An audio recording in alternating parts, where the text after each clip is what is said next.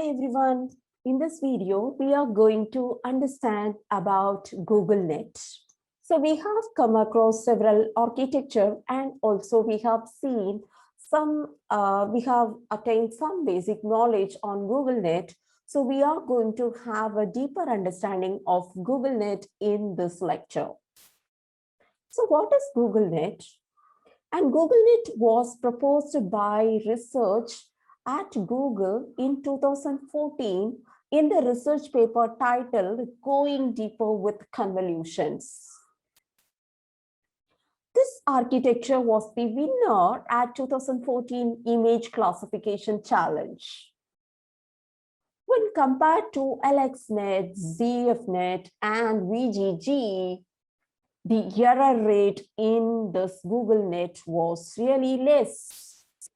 We know that AlexNet was the winner of 2012 and ZFNet was the winner of 2013 and VGGNet was the winner of 2014.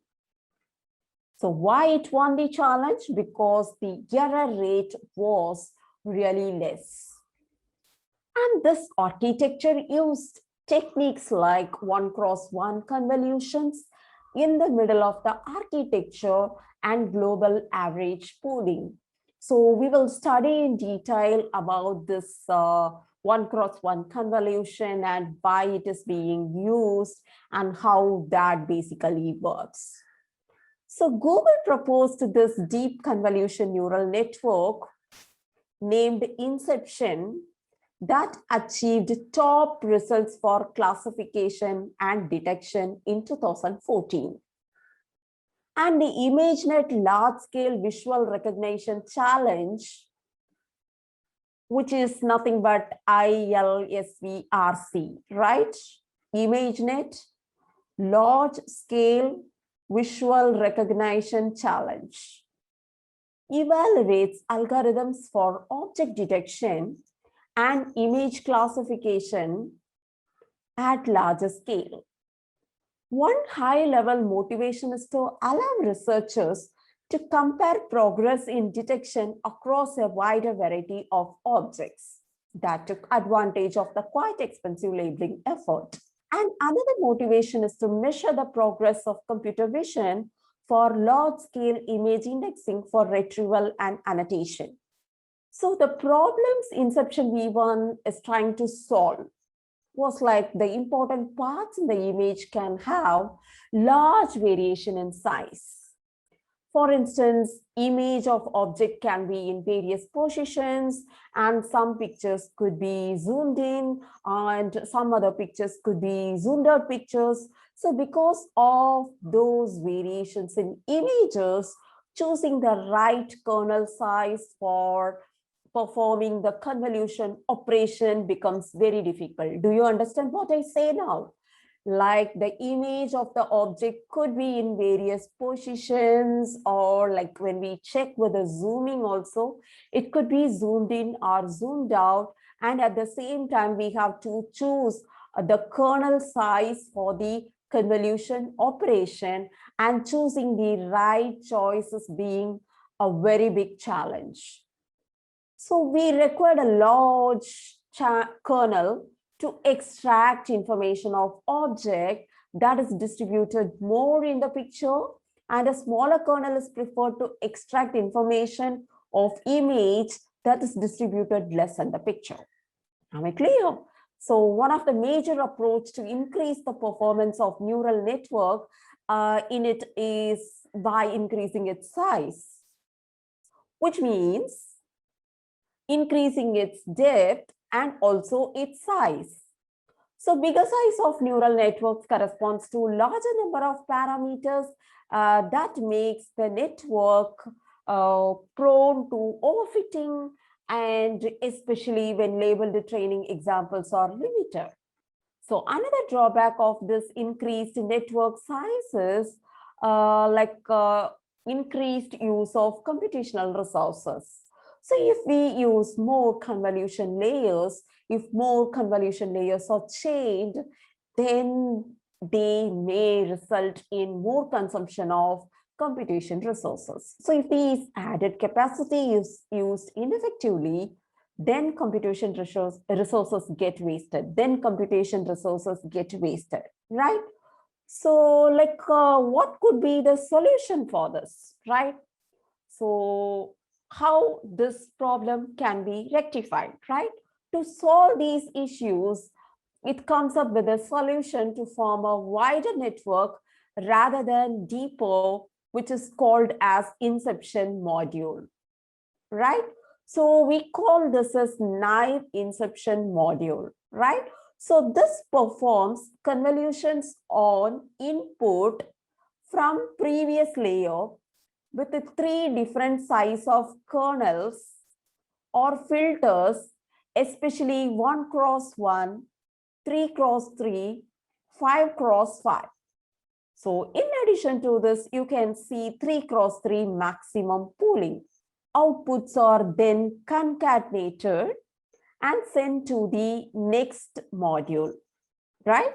So what do we understand over here? The naive inception module performs convolutions of an input from the previous layer with the 3 different size kernels of 1 cross 1, 3 cross 3, and 5 cross 5, and maximum pooling is performed. Then the outputs are concatenated and sent to the next inception module. So what is the problem in this naive approaches? Even having 5 cross 5 convolutions can lead to require large resource in terms of computations. So this problem emerges more once pooling is added. So to make our networks inexpensive computationally, the authors applied dimensionality reductions by adding 1 cross 1 convolutions before 3 cross 3 and 5 cross 5. So when we use 5 cross 5, it can lead to, we may require large resource in terms of computation. That's the reason 1 cross 1 convolution is being added before this 3 cross 3 and 5 cross 5. So now let us try to understand like how these affect the number of parameters in the neural network. So now look at this. You can see this 5 cross 5 convolution with the 32 filters, right? So this is a 5 cross 5 convolution naive way. We have an input 28 cross 28 cross 192 and an output 28 cross 28 cross 32. So if the computation is done for this, this convolution operation is like, what do we have over here? This 192, then 32, right? And then we have 52 and 2 power 82, right? So when you calculate all this, it will lead to 1, 2, 0, 4. So look at the number. These many operations are required. These many operations are required, right? So to bring down such a great number of operations, the dimensionality reduction is being used. Clear? Right. So to bring down the greater number of operations, the dimensionality reductions can be used. So here it is done by convolving with 1 cross 1 convolution with the 16 filters before performing convolution with the bigger filters. So after dimensionality reduction, the number of operations for 5 cross 5 convolution becomes, so what will happen now is, for this 1 cross 1, we get 2408448, right? So this is for this 1 cross 1 convolution, and for this 5 cross 5. So do you understand? So these many operations we get. So now you add both, right? So you will be getting it as, right? So what is happening here? We get uh, certain number of operations, and there is large amount of reduction in computation. Why do we say so? Because in the previous case, what we have seen was these many operations we had, right? Now the operation is being reduced. So after applying dimensionality reduction, there is a large reduction in computation. So let's see like how the inception module becomes. Right now, look into this one, previous layer, 1x1 convolutions, 3x3 convolution, 5x5 convolution. So what you can see over here is before 3x3 and 5x5 convolutions, 1x1 convolution is being applied, right? And here also you can see that after pooling, 1x1 convolution is being used. Even here 1x1 convolution. After that, everything is being concatenated, right? So GoogleNet was built using inception module with the dimensionality reduction. So totally it has 22 layers deep network and 27 with the pooling layers. So some people call it as 27 layers. They include pooling layers also. So they call it as 27 layers network, right? So all the convolutions, including the convolution inside inception module, uses rectified linear activation, right? So all the convolutions use rectified linear activation. The size of the receptive field in our network is 224 into 224, taking RGB color channels with mean subtraction. So you can see that 3x3 reduce, and then 5x5 reduce stands for the number of 1x1 filters in the reduction layer, right? So you can see 3x3 and 5x5 in the reduce. So, right, you can see that, right? 3x3 reduce, 5x5 reduce, which stands for the number of 1x1 filters in the reduction layer used before 3x3 and 5x5 convolution. So we can also see the number of 1x1 filters in the projection layer after the built-in max pooling in the pool project column, right? So all these reduction layers use rectified linear function as well, right? So GoogleNet is a 22-layer deep counting only layers with the parameters, and like with that deep network, there may be some problems like vanishing gradient. So to eliminate these, authors introduced auxiliary classifiers that are connected to intermediate layers, and that helps the gradient signals to propagate back.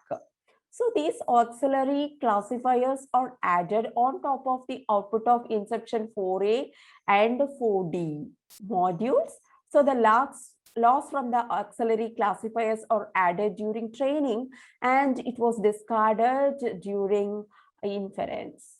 So the exact structure of the extra network on the side, including the auxiliary classifier, will be like there'll be an average. There will be an average pooling layer with a 5x5 filter size and stride 3, and it results in 4x4 512 output for 4A, and